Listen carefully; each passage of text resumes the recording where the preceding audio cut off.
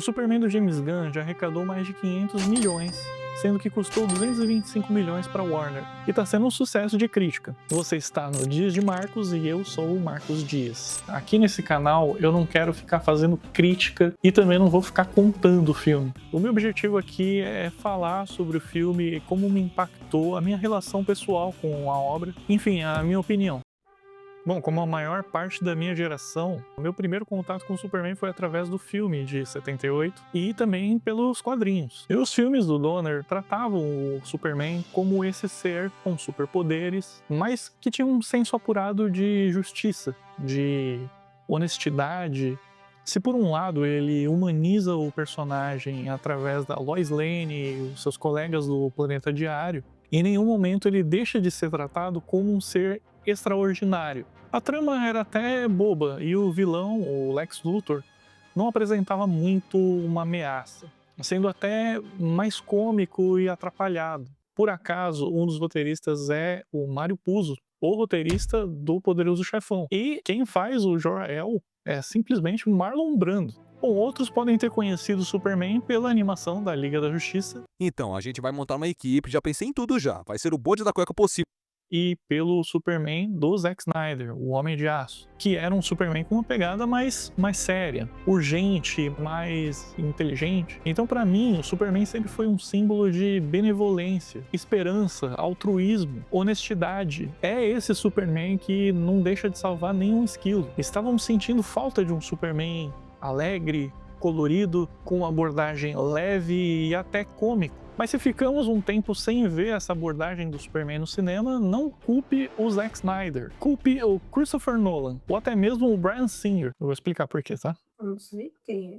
Não tô culpando ninguém. Antes de eu dizer aqui por que o Christopher Nolan é culpado, você que é fã do Nolan, o Bryan Singer também, apesar de que o Bryan Singer já foi cancelado já com o Bohemian Rhapsody e outras coisas aí, deixa o seu like. E se inscreve no canal, porque esse tipo de análise aqui eu também pretendo fazer com outros filmes ainda, vai vir por aí, Quarteto Fantástico, vai ter bastante filme de terror que eu gosto de falar também. Aperta o sininho para você saber quando vai ter vídeo novo, você pode deixar os comentários.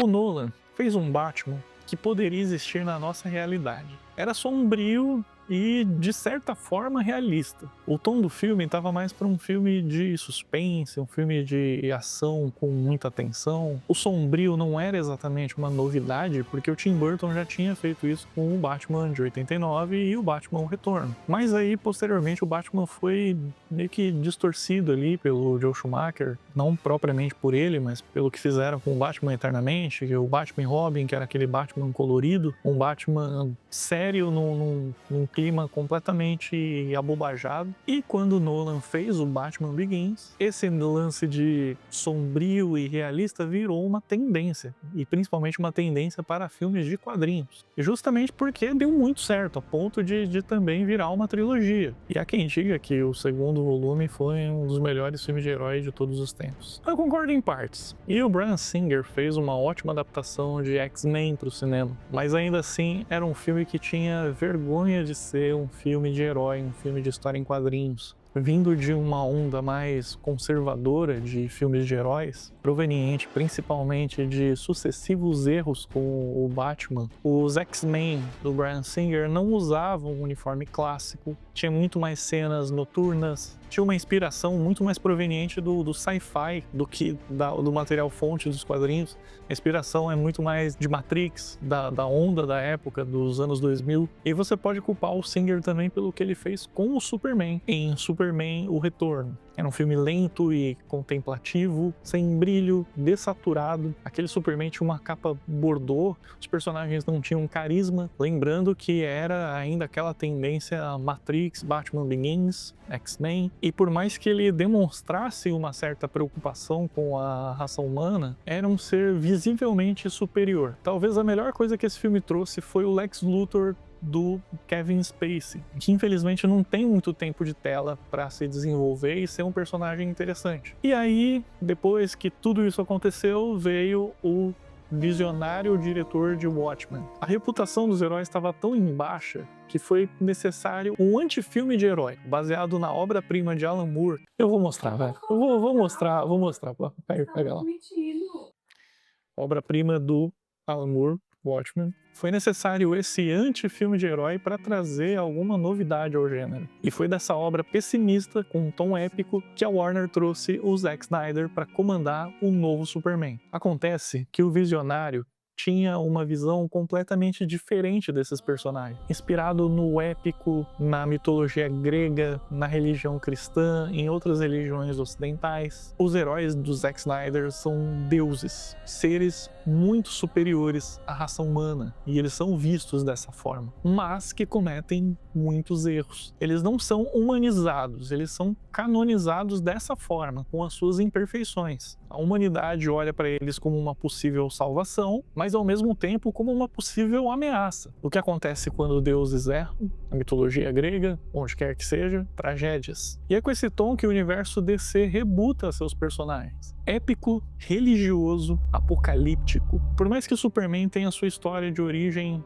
recontada desde o início, ele conta com aquele tom sério, urgente, dramático, que o diretor tentou empregar em todos os filmes desse universo. E não deu certo, apesar de controvérsias. E é por isso que a Warner decidiu agora apostar em um outro nome para comandar essa nova visão, esse novo reboot. Paralelo ao que estava acontecendo na DC, aconteceu uma nova abordagem para esse estilo, esse gênero de filmes de heróis, que é o MCU, que teve origem ali com o primeiro Homem de Ferro. Já com esse universo estabelecido, esse gênero estabilizado, um diretor diferenciado decidiu pegar uma equipe de personagens nível C da Marvel e fez um dos melhores filmes do MCU. Guardiões da Galáxia deu muito certo e trouxe fama e autoridade ao diretor James Gunn, principalmente por ser o filme do MCU com mais traços de autoralidade até então, que deu certo, né? Porque ele teve ali ainda um Thor do Kenneth Branagh todo shakespeariano que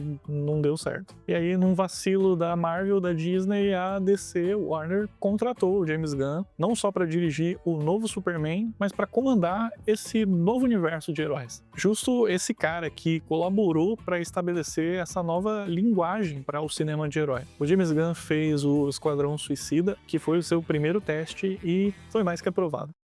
Então, eu dei toda essa volta para dizer que o filme do Superman do James Gunn não é apenas mais um filme. É uma obra que representa esse novo olhar para o cinema de quadrinhos. O tom estabelecido é o que vai abrir portas para novos filmes já anunciados, como Supergirl e o Cara de Barro. E também não vai demorar muito para que a gente tenha um novo Lanterna Verde, uma nova Mulher Maravilha, um novo Batman. Então analisar esse filme carrega essa responsabilidade de entender que o que deu certo vai ser tendência para os próximos filmes, mas que ao mesmo tempo é um filme que não precisa fazer parte de um universo maior e deve se estabelecer como um filme de herói solo, por mais que apresente ali outros personagens. Então, dito tudo isso, eu queria dizer que eu gostei. Acho que atendeu as expectativas.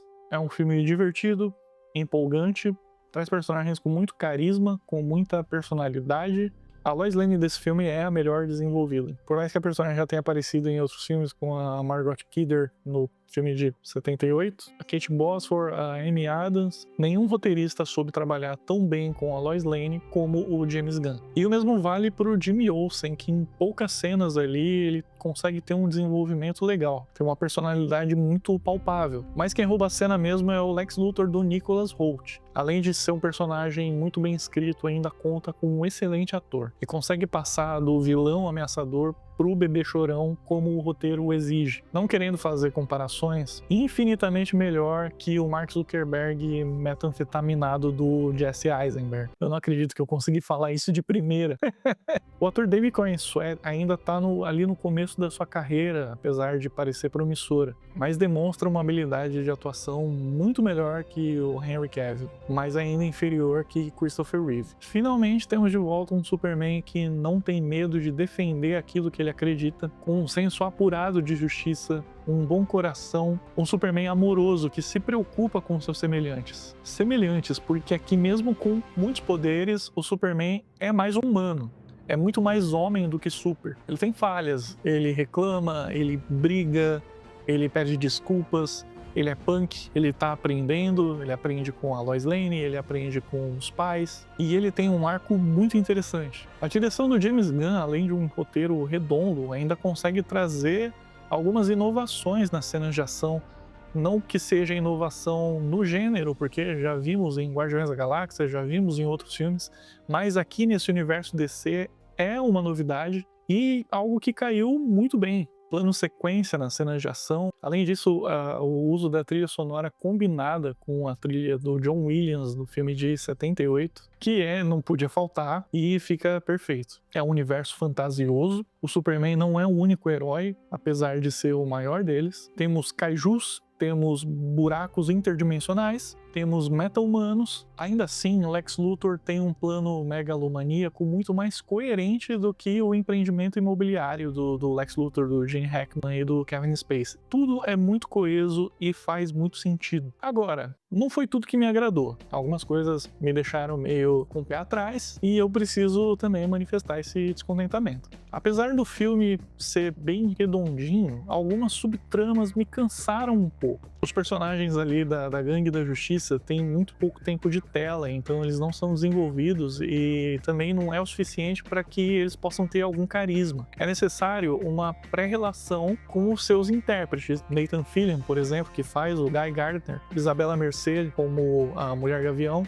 exceto o Senhor Incrível, que não é o Beto Pera e também não é o Hélio de la Penha, que tem muito mais tempo de tela e a gente consegue se importar muito mais com ele.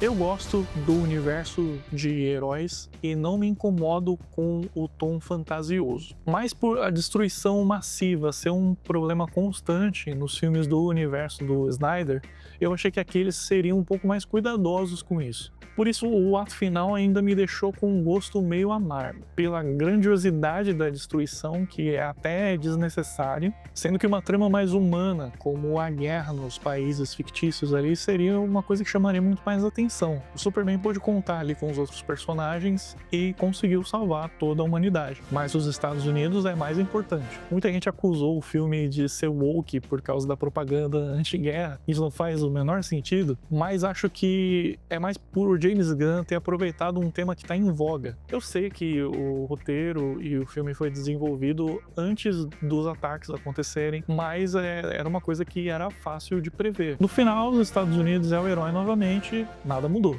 E por último, o destaque para outra equipe, ainda que seja mínimo.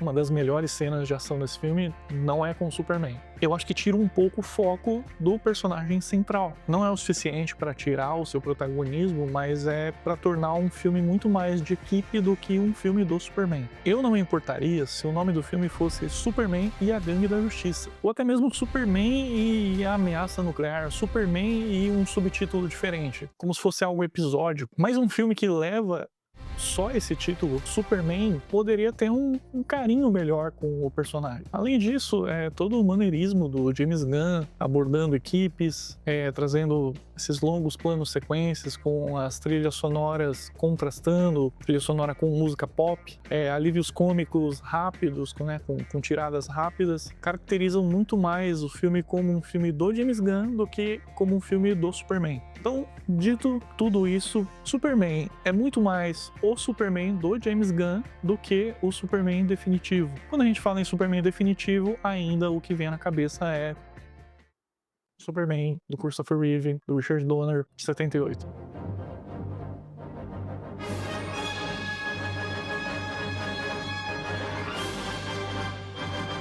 Então é isso, fico feliz de você ter assistido isso até aqui. Você concorda comigo? Você acha que eu só falei groselha? Deixa aí nos comentários, deixa a sua opinião. Até o próximo vídeo, tchau!